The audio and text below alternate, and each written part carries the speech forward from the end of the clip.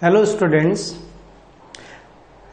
आज का जो हमारा टॉपिक है वो है असंगतता और अनिश्चितता, जो कि कुछ पॉलिनेशन से भी रिलेशन रखता है। लास्ट क्लास में हमने पॉलिनेशन या परागण की बात की थी। दो प्रकार के परागण को स्टडी किया था, स्वपरागण और परपरागण। विभिन्न प्रकार की विधियां, विभिन्न प्रकार के अनुकूलन और स्वपरागण के हमने प्रकार भी स्टडी किए थे। अब देखिए, असंगतता या अनिश्चितता छोटा सा टॉपिक है लेकिन इंपॉर्टेंट है, आपके लिए ध्यान में रखें कि असंगतता और अनिश्चितता, तो सिंपल सा फर्दर वही आ गया कि मैं आपको बताता ना, ए फॉर एब्सेंट या अ जहां पर आ जाता है इट मीन्स वो क्या हो गया, अनुपस्थिति हो गई। तो यानी संगतता किसकी संगतता, गैमेट की संगतता, या फिर आप कह सकते हैं निषेचन जो है उसकी अनुपस्थिति। तो अ वर्ड रिप्रेजेंट कर रहा है यहां पर अनुपस्थिति को, और निषेचता का मतलब हो गया यहां पर सीधा सा निषेचन की प्रक्रिया। यानी असंगतता या अनिश्चितता किसे कहेंगे, तो देखें कि जब क्रियाशील एवं जननक्षम, जब क्रियाशील व जननक्षम नर व मादा युग्मकों के मध्य, है ना, जब क्रियाशील व जननक्षम नर व मादा युग्मकों के मध्य निषेचन की प्रक्रिया, दोनों के मध्य क्या, निषेचन की प्रक्रिया का क्या हो जाना, असफल हो जाना, निषेचन की प्रक्रिया का असफल हो जाना, इसे हम क्या कहेंगे, असंगतता या अनिश्चितता। अब ये क्या बात हुई, नर और मादा युग्मक दोनों क्रियाशील भी हैं और दोनों जननक्षम भी हैं, फिर भी अगर किसी कारणवश दोनों में निषेचन संपन्न नहीं हो पाता है, फर्टिलाइजेशन की प्रोसेस सक्सेसफुल नहीं जाती है, जाइगोट का फॉर्मेशन नहीं होता है, तो हम उसे क्या बोलेंगे, इनकॉम्पेटिबिलिटी बोलेंगे। और ये आमतौर पर बिल्कुल सामान्य अपने को देखने को मिलता है। आप इमेजिन कीजिए, क्या एक आम के पादप का परागकण इमली के पादप पर अंकुरित होगा, क्या नहीं होगा। तो वो क्या हुई, वो इनकॉम्पेटिबिलिटी, कि भाई ऐसा तो था ही नहीं कि आम के पादप के परागकण में फर्टिलाइजेशन की कैपेसिटी नहीं थी, और ऐसा भी नहीं था कि जो स्त्री केसर का वर्तिकाग्र है या स्त्री केसर का जो इमली के पादप का जो स्त्री केसर है उसके पास जनन की क्षमता नहीं है, वो भी बिल्कुल फर्टाइल है, ये भी बिल्कुल फर्टाइल है, दोनों ही कंडीशन में फर्टाइल होने के बाद भी निषेचन नहीं होता है। तो ये यहां पर आपको ध्यान में रखना है कि इस प्रकार के इवेंट को ही हम क्या कहते हैं, असंगतता या फिर अनिश्चितता। कितने प्रकार की होती है असंगतता, तो दो प्रकार की असंगतता है। देखिए, एक है आपका इंट्रा स्पेसिफिक और दूसरा आ जाता है इंटर स्पेसिफिक। हम दोनों की पृथक पृथक बात कर लेते हैं। पहले को मैं यही आपको समझा देता हूं, इंट्रा स्पेसिफिक या अंतर जातीय। तो अंतर जाति का मतलब होता है दो भिन्न प्रजातियों के मध्य, दो भिन्न प्रजातियों के मध्य अगर असंगतता उपस्थित है तो उसे आप क्या कहेंगे, अंतर जातीय असंगतता कहेंगे। जैसे एग्जाम्पल आपकी किताब में दिया हुआ है ब्रेसिका कैम्पेस्ट्रिस, है ना, ब्रेसिका कैम्पेस्ट्रिस का क्रॉस जब अपन किसके साथ में करवाते हैं, ब्रेसिका रापा के साथ में करवाते हैं। ब्रेसिका कैम्पेस्ट्रिस का क्रॉस जब अपन ब्रेसिका रापा के साथ में करवाते हैं तो दोनों के मध्य निषेचन की प्रक्रिया जो है वो सक्सेसफुल नहीं हो पाती है। तो यह क्या कहलाएगा आपका, यह कहलाएगा इंट्रा स्पेसिफिक। दो अलग अलग प्रजातियां आपने ली है, एक ब्रेसिका कैम्पेस्ट्रिस है और दूसरी ब्रेसिका रापा ले ली। इसी प्रकार से आम की दो अलग प्रजातियां, इमली की दो अलग प्रजातियां, शीशम की दो अलग प्रजातियों के बीच में आप क्रॉस करवाओगे, कभी क्रॉस सक्सेसफुल नहीं जाता है। तो इसको हम क्या कहते हैं, अंतरजातीय असंगतता कहते हैं। लेकिन कभी कभी क्या होता है, एक ही प्रजाति के दो पादपों के मध्य जो है असंगतता पाई जाती है, उसे हम यहां पर क्या कहेंगे, उसे कहेंगे हम अंतरजातीय। तो ध्यान में रखें, अंतरजातीय का अभिप्राय क्या है, जब एक ही प्रजाति के दो पादपों के मध्य, है ना, एक ही प्रजाति के दो पादपों के मध्य क्या पाई जाती है?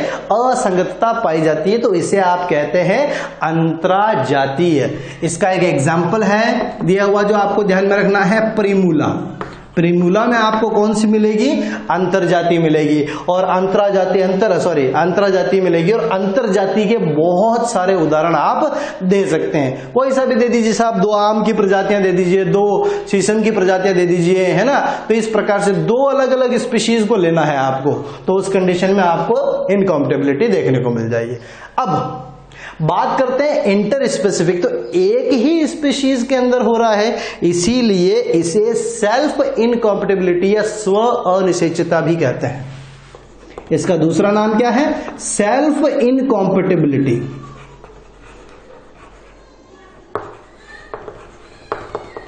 सेल्फ इनकॉम्पेटिबिलिटी, या फिर आप इसको कह सकते हैं स्व अनिश्चितता। ठीक है ना, क्या कहेंगे इसको? स्व अनिश्चितता कहेंगे। कितने प्रकार की होती है? दो प्रकार की, गैमेटोफिटिक और स्पोरोफिटिक। तो सिंपल सा है, जब स्व अनिश्चितता का निर्धारण युग्मकोद्भिद के द्वारा हो, यानी परागकण की जीनीय संरचना के द्वारा। युग्मकोद्भिद का अभिप्राय यहां पर आपको क्या ध्यान में रखना है? अगर परागकण की जीन संरचना या जीन प्रारूप, है ना, द्वारा अगर असंगतता का निर्धारण होता है तो उसे आप क्या कहेंगे? युग्मकोद्भिद। और अगर परागकण उत्पन्न करने वाले उत्तक, परागकण उत्पन्न करने वाले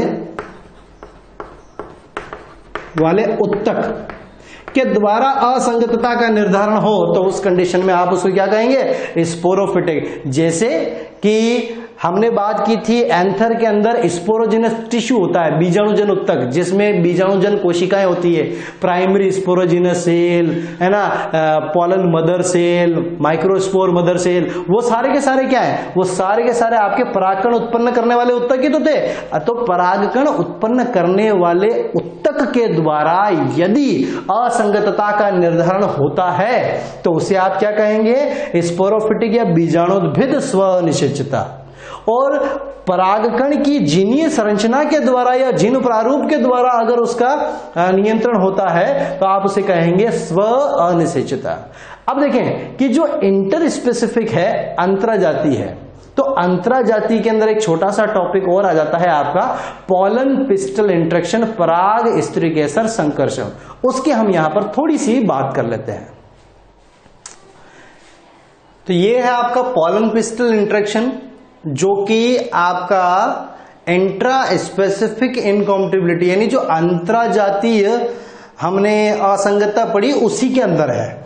यानी जब एक ही प्रजाति के दो पादपों के बीच में असंगतता हो जाए, यानी उसी प्रजाति के किसी दूसरे पादप के, उसी प्रजाति के किसी दूसरे पादप के परागकण जब वर्तिकाग्र पर आते हैं तो उनका अंकुरण नहीं हो पाता है, या फिर पॉलन ट्यूब का फॉर्मेशन नहीं होता है, कुछ भी इवेंट अगर इस प्रकार के होते हैं जो निषेचन में बाध्यता उत्पन्न करते हैं, तो उसे आप यहां पर क्या कहेंगे? अंतराजातीय असंगतता कहेंगे। और उसमें आ जाता है आपका एक छोटा सा टॉपिक पॉलन पिस्टल इंटरेक्शन, पराग स्त्रीकेसर संकर्षण। सीधा सा और सिंपल सा टॉपिक है। जैसे ही परागण की प्रक्रिया संपन्न हुई, पॉलिनेशन हुआ, तो परागकण जो है वो कहां आए? स्त्रीकेसर के वर्तिकाग्र पर। अब स्त्रीकेसर के वर्तिकाग्र पर आए तो इसके रेस्पॉन्स में, पॉलिनेशन के रेस्पॉन्स में स्त्री केसर का जो वर्तिकाग्र है वो कुछ पदार्थों का स्त्राव करता है। रेजिन हो गया, बोरोन हो गया, कुछ कैल्शियम हो गया, है ना, कुछ जल हो गई, कुछ शर्करा हो गई। इस प्रकार के पदार्थों का स्त्राव वर्तिकाग्र के द्वारा किया जाता है। पॉलन ग्रेन, परागकण भी मजे लेता है, क्या करता है? वो सारे पदार्थों को ग्रहण करता है, एब्जॉर्ब करता है, अपनी साइज इंक्रीज करता है। साइज इंक्रीज करने की वजह से जो परागकण की अंतःचोल की स्फीति दाब है ना, सॉरी, जो भित्ति दाब है, उस स्फीति दाब और भित्ति दाब के मान में क्या हो जाती है? बढ़ोतरी। और जैसे ही स्फीति दाब का मान बढ़ता है तो जैसे ही वो फूलेगा तो जो अंतःचोल है वो जनन छिद्र से एक नलिका के रूप में बाहर निकलती है, और जिसको आप क्या कहते हैं? परागनलिका कहते हैं, सिंपल सा। तो ये एक परागकण और एक वर्तिकाग्र के बीच में क्या पारस्परिक क्रियाएं चलती हैं, उन पारस्परिक क्रियाओं को ही हम क्या कहते हैं, पॉलन पिस्टल इंटरेक्शन। तो मैंने यहां पर लिख दिया interaction between stigma and pollen grain, यानी जो आपका वर्तिकाग्र है, जो आपके परागकण है, वर्तिकाग्र और परागकण दोनों के बीच में चलने वाली जो पारस्परिक और अंतर क्रियाएं हैं, उन्हें आपने कहा पॉलन पिस्टल इंटरेक्शन। अब होता क्या है देखिए, तो पॉलन पिस्टल इंटरेक्शन जो है इसी के थ्रू आपका डिटर्मिनेशन होता है ना। यही जो प्रोसेस है ये डिटरमाइन करती है, निर्धारण करती है। डिटरमाइन का मतलब ध्यान में रख लेना, निर्धारण करती है। किसका निर्धारण करती है? ये करती है आपका इंट्रा स्पेसिफिक इनकॉम्पेटिबिलिटी। इसके अंदर आपको ध्यान में रखना है, दो प्रकार के फैक्टर रेस्पॉन्सिबल होते हैं, दो प्रकार के कारक उत्तरदायी होते हैं। और वो कारक कौन कौन से? वो हैं पराग कणों के या मेल गैमेटोफाइट के, आप कह सकते हैं पराग कणों के मॉर्फोलॉजिकल फीचर हो सकते हैं, मॉर्फोलॉजिकल फैक्टर, अकारिकी कारक जिसको अपन कहते हैं, यानी परागकण की संरचना से संबंधित। और दूसरा हम कहें कि फिजियोलॉजिकल भी हो सकते हैं। तो फिजियोलॉजिकल का मतलब होता है परागकण की कार्यकी से संबंधित, परागकण की कार्यकी से संबंधित। तो यानी जो आपका पॉलन पिस्टल इंटरेक्शन है उसके लिए या इनकॉम्पेटिबिलिटी के लिए ये दो फैक्टर रेस्पॉन्सिबल है, मॉर्फोलॉजिकल फैक्टर और फिजियोलॉजिकल फैक्टर। इसके साथ में एक पॉइंट और दिया हुआ है कि जो इनकॉम्पेटिबिलिटी है, इनकॉम्पेटिबिलिटी कौन सी?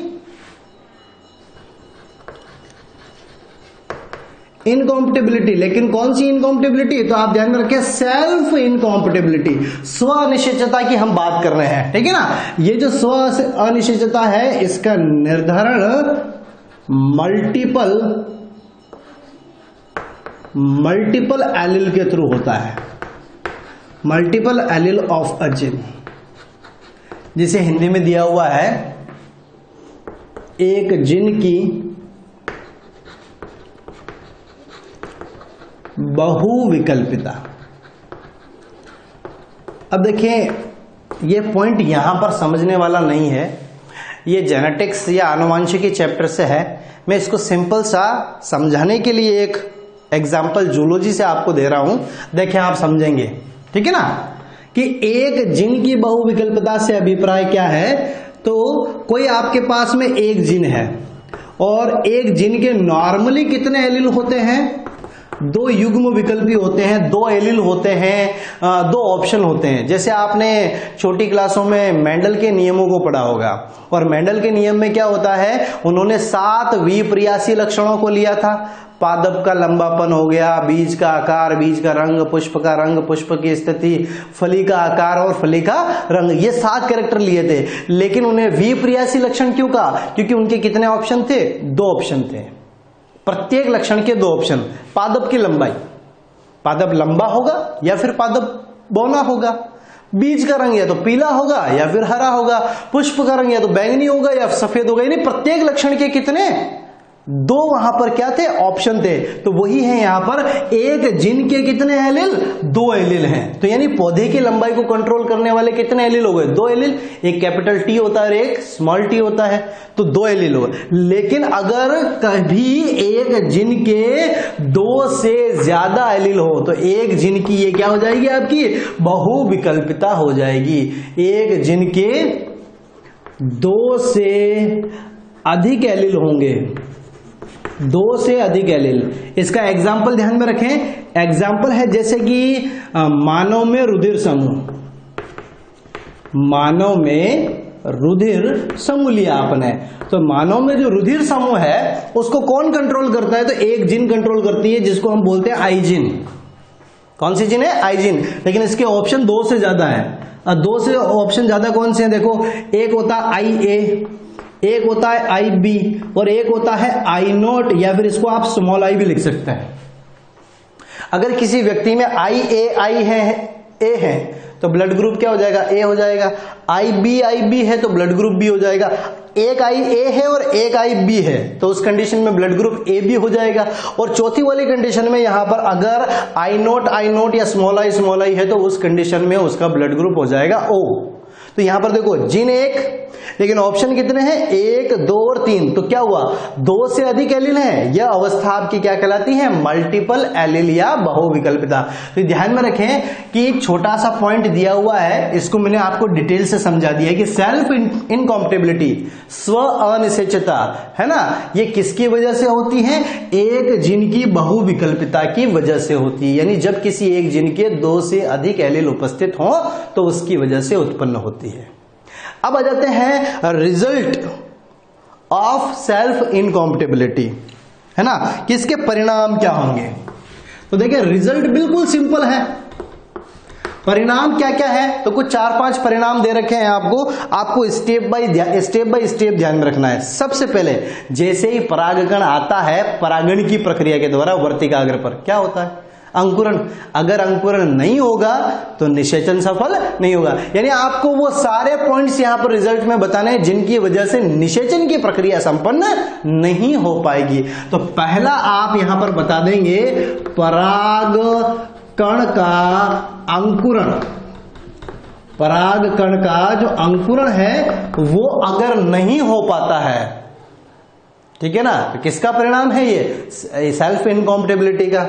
दूसरा, अगर पराग नलिका की वृद्धि ना हो, पराग नलिका की वृद्धि या उसका निर्माण ना हो तो उस कंडीशन में। तीसरा पॉइंट हो कि जो पराग नलिका है, ये पराग नलिका सही स्थान पर ना पहुंचे, है ना, यानी उसको बीजांड में जाना है, फिर भ्रूण कोश में जाना है और वो वहां नहीं जाकर और कहीं पुष्पासन के अंदर घुस गई तो भी निषेचन की प्रक्रिया संपन्न नहीं होगी। चौथा, पराग नलिका, यदि पराग नलिका वर्तिका में फट जाए, पराग नलिका वर्तिका में क्या हो जाए, फट जाए, तो उस कंडीशन में भी निषेचन की प्रक्रिया संपन्न होगी। और अंततः जैसे मान लीजिए कि बीजांड तक भी पहुंच गई, भ्रूण कोश तक भी पहुंच गई, लेकिन युग्मकों के जो केंद्रक हैं उन केंद्रकों का संलयन ना हो, है ना, युग्मकों के केंद्रकों का संलयन ना हो, तो ये सारे परिणाम हैं आपके सेल्फ इनकॉम्पेटिबिलिटी या स्व अनिश्चितता के। नेक्स्ट आ जाता है फर्टिलाइजेशन। देखिए एंजियोस्पर्मिक प्लांट में फर्टिलाइजेशन की जो प्रोसेस है बहुत इंपॉर्टेंट प्रोसेस है, ठीक है ना। तो फर्टिलाइजेशन का मतलब आपको बहुत अच्छी तरीके से पता है, fusion of male and female gamete to produce zygote, है ना, यानी एक मेल गैमेट और एक फीमेल गैमेट जब आपस में मिलते हैं, जब आपस में फ्यूज होते हैं तो उससे किसका प्रोडक्शन होना चाहिए, जाइगोट का प्रोडक्शन होना चाहिए। अगर इस तरीके का फिनोमेनन है कहीं तो उसे आप क्या कहेंगे, फर्टिलाइजेशन। क्या एंजियोस्पर्मिक प्लांट में ट्रू फर्टिलाइजेशन होता है? अब ट्रू फर्टिलाइजेशन वर्ड किसको रिप्रेजेंट करता है, तो देखें ट्रू फर्टिलाइजेशन का मतलब ये जो अपन ने फर्टिलाइजेशन की यहाँ पर डेफिनेशन बताई है, ये है ट्रू फर्टिलाइजेशन, यानी फ्यूजन में एक मेल और एक फीमेल गैमेट ही होना चाहिए। अगर इन दोनों में से एक भी स्ट्रक्चर एब्सेंट है तो आप उसको ट्रू फर्टिलाइजेशन नहीं कहेंगे। तो आपको याद हो तो मैंने एक प्रोसेस आपको बताई थी, ट्रिपल फ्यूजन, और जो ट्रिपल फ्यूजन है वो फॉल्स फर्टिलाइजेशन में आ जाता है। तो एंजियोस्पर्मिक प्लांट में अगर फर्टिलाइजेशन की बात करेंगे तो उसमें एक यूनिक आपको देखने को मिलता है डबल फर्टिलाइजेशन, तो उसकी बात हम बाद में करेंगे। यहां पर देखें fusion of male and female gamete to produce zygote, ठीक है। अब एंजियोस्पर्मिक प्लांट के अंदर, एंजियोस्पर्मिक प्लांट में फर्टिलाइजेशन को सबसे पहले डिस्कवर किया था स्ट्रासबर्गर ने इन 1884 इन लीलियम प्लांट। ध्यान में रखें, लीलियम प्लांट में उन्होंने फर्टिलाइजेशन को क्या किया था, डिस्कवर किया था। तो यहां पर सिंपल सा प्रोसेस है आपका, जैसे मान लीजिए ये एक मेल गैमेट हो गया, है ना, ये आपका क्या हो गया, एक फीमेल गैमेट हो गया। Both are haploid, both are haploid because of, आप ध्यान में रखेंगे, gametes are always haploid whenever the parents are may be haploid और डिप्लॉइड। यानी पेरेंट्स जो हैं अगर वो हैप्लॉइड हैं या फिर वो डिप्लॉइड हैं, दोनों ही कंडीशन में, लेकिन गैमेट हमेशा कैसे होंगे, तो हैप्लॉइड होंगे। तो ये आपका जैसे मान लिया मेल गैमेट है ना, और ये हो गया आपका कौन सा, फीमेल गैमेट है। मेल और फीमेल गैमेट दोनों फ्यूज हुए और तो उन्होंने किसका फॉर्मेशन कर लिया, एक डिप्लॉइड जाइगोट का फॉर्मेशन कर लिया है। किसका फॉर्मेशन कर लिया, एक डिप्लॉइड जाइगोट का फॉर्मेशन कर लिया है। अब देखें यहां पर कि ये एक सिंपल सा जो हमने डेफिनेशन बताई ना फर्टिलाइजेशन की, ये है। क्या एंजियोस्पर्मिक प्लांट में एक सिंगल इवेंट होता है, नहीं, बल्कि आप इसको यहां पर क्या कहेंगे, that is the true fertilization. कहीं पर भी आपको ध्यान में रखना है ट्रू फर्टिलाइजेशन, और फर्टिलाइजेशन के दो कंसेप्ट आपको ध्यान में रखने हैं। यहां से एक पॉइंट आपको ध्यान में रखना है, गैमेट्स आर ऑलवेज हैप्लॉइड, चाहे पेरेंट डिप्लॉइड हो चाहे पेरेंट हैप्लॉइड हो। अब पहले मैं इसका आपको यहां पर डिस्क्रिप्शन बता देता हूं कि when the parents are diploid, अगर पेरेंट्स डिप्लॉइड हैं तो वो हैप्लॉइड गैमेट का प्रोडक्शन कैसे करेंगे, तो यहां पर आपको ध्यान में रखना है, जैसे मान लीजिए ये एक पेरेंटल सेल है, डिप्लॉइड है और इससे गैमेट का प्रोडक्शन हो रहा है, और अब हम क्या कह रहे हैं, gametes are always haploid. It means जब 2n से n का फॉर्मेशन होता है तो इसमें कौन सा डिवीजन, इसमें हमेशा होगा आपका मियोसिस। हमेशा और हमेशा ध्यान रख लेना, ये फंडामेंटल्स कभी चेंज नहीं होते हैं। क्या, when the parents are diploid then the haploid gametes are produced through the meiosis, यानी अगुणित युग्मकों का निर्माण हमेशा अर्धसूत्री विभाजन या मियोसिस के थ्रू होता है। दूसरी वाली condition, when the parents are haploid, when parents are haploid, तो इस कंडीशन में क्या होगा, ये रही आपकी एक पेरेंटल सेल, और इससे आपको गैमेट तो कैसा बनाना है, हैप्लॉइड गैमेट ही बनाना है। तो इस कंडीशन में आप यहां पर क्या बताओगे, यहां पर हमेशा गैमेटोजेनेसिस के अंदर माइटोसिस होगा। तो देखें दोनों ही केस, चाहे आपने पेरेंट जो है वो डिप्लॉइड लिया है या पेरेंट हैप्लॉइड लिया है, दोनों ही कंडीशन में आपको गैमेट कैसे मिले हैं, हैप्लॉइड मिले हैं, बस डिवीजन चेंज हो गया। अगर डिप्लॉइड पेरेंट है तो मियोसिस होगा और हैप्लॉइड है तो वो माइटोसिस के थ्रू गैमेट का प्रोडक्शन कर लेगा। इसी तरीके से आपको ध्यान में रखना है कि जाइगोट्स आर ऑलवेज डिप्लॉइड।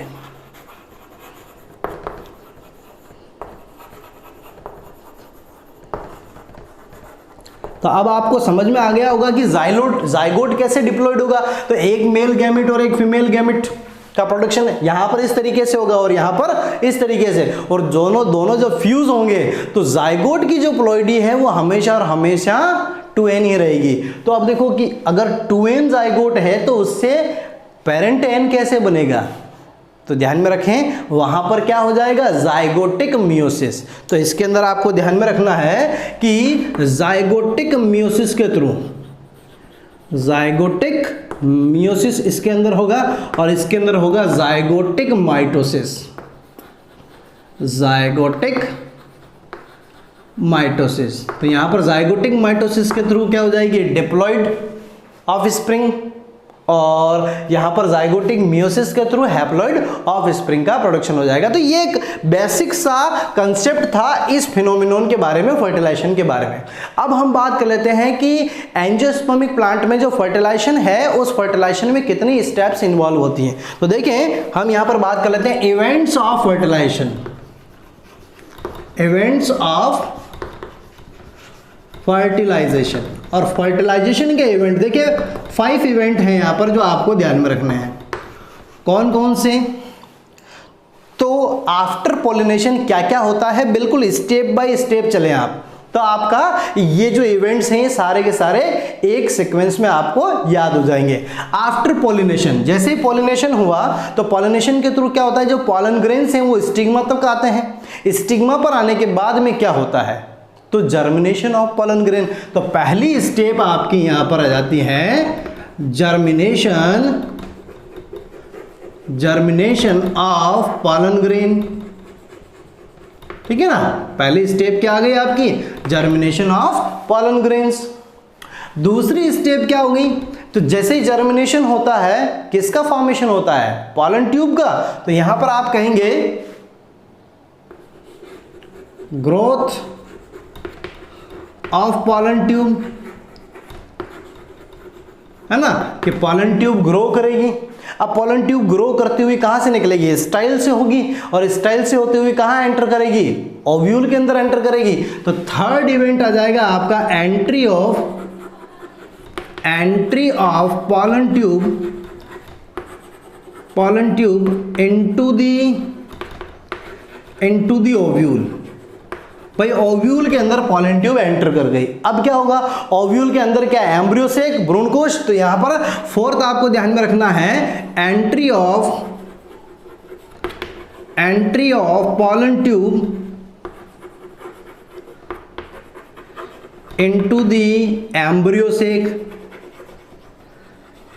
सेक के अंदर एंट्री हो गई।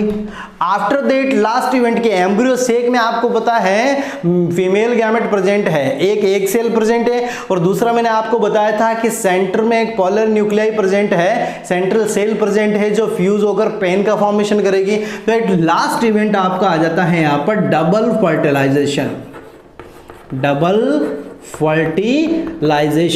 तो ये सिंपल से यहां पर 5 स्टेप आपको इसी तरीके से ध्यान में रखने हैं कि पॉलन ग्रेन्स आए स्टिग्मा पर, जर्मिनेशन हुआ, जर्मिनेशन से पॉलन ट्यूब का फॉर्मेशन हुआ।